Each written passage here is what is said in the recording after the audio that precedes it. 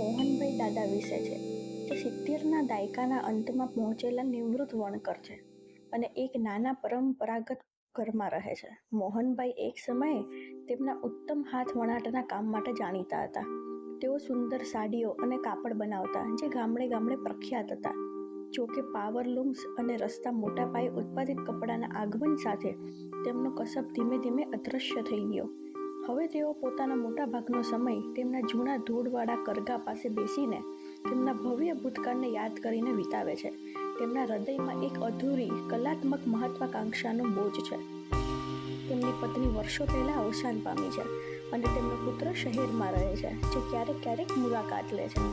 ઉનાળાની રજાઓમાં તેમનો 10 વર્ષનો પૌત્ર રોહન તેમની સાથે રહેવા આવે છે.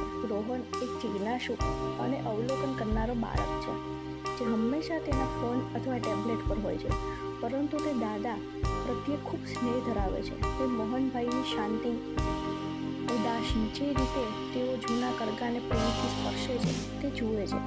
એક દિવસ રોહન મોહનભાઈને કરગા અને તેમના વણાટના દિવસો વિશે પૂછે છે. મોહનભાઈ શરૂઆતમાં ખચકાતા તેમના કસબ, જટિલ ભાત, વાઇબ્રન્ટ રંગો અને પોતાના હાથેથી સુંદર બનાવવાનો આનંદ વિશે વાર્તાઓ કહેવાનું શરૂ કરે છે.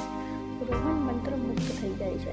તે તેમના ગેજેટ્સ પર ઓછો સમય અને તેના દાદાને જોવામાં પ્રશ્નો પૂછવામાં આવે અને કરગાની કાર્યપ્રણાલી સમજવાનો પ્રયાસ કરવામાં વધુ સમય વિતાવે છે.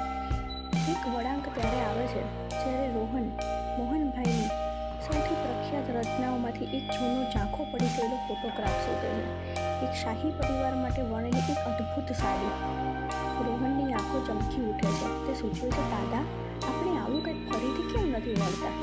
મોહનભાઈ શરૂઆતમાં ના પાડી દે છે. તેમના ઉંમર, નબળી પડતી દ્રષ્ટિ અને માંગના અભાવનો ઉલ્લેખ કરે છે. પરંતુ રોહનનો યુવા ઉત્સાહ અને અતૂટ વિશ્વાસ ધીરે ધીરે તેમનામાં એક નવી ચિંગારી પ્રગટાવે છે. રોહન મોહનભાઈનો શિષ્ય બને છે. તેમના કરગા સાફ કરવામાં, દોરા શોધવામાં અને જૂની ભાત ઓનલાઈન શોધવામાં પણ મદદ કરે છે. તેઓ વિવિધ પડકારોનો સામનો કરે છે. તૂટેલા દોરા, મોહનભાઈના વૃદ્ધ હાથો માટે મુશ્કેલ સાબિત થતી જટિલ ડિઝાઇન્સ અને જરૂરી ભારે પ્રયત્નો બધું આપેલા છતાં તેમનું બંધન વધુ મજબૂત બને છે. રોહનનું આધુનિક જ્ઞાન મોહનભાઈની પરંપરાગત શાણપણને પૂરક બનાવે છે. જ્યારે આખરે એક નાનો સુંદર ટુકડો, કદાચ એક શાલ અથવા એક નાનો તશ્કો આપણે કહી શકીએ, મોહનભાઈની જૂની સ્કેચબુકની યાદ અપાવી તે પૂર્ણ કરે છે. તે કદાચ સંપૂર્ણ ન હોય, પરંતુ તે તેમના સંયુક્ત પ્રયાસો અને મોહનભાઈના ફરી સાધ્યના ઉત્સાહને પુરાવો છે. તેમણે માત્ર કપડાનો ટુકડો જ નથી વણ્યો, તેમણે તેમના સપનાને ફરી જગ્યા છે, એક નવો ઉદ્દેશ્ય શોધી કાઢ્યો છે. આ બધું તેમના પૌત્રને આભારી છે. રોહન અને તેના દાદાની ખુશી જોઈને વાર્તાનું સાચું મૂલ્ય અને પેઢીના જોડાણની શક્તિને સમજે છે.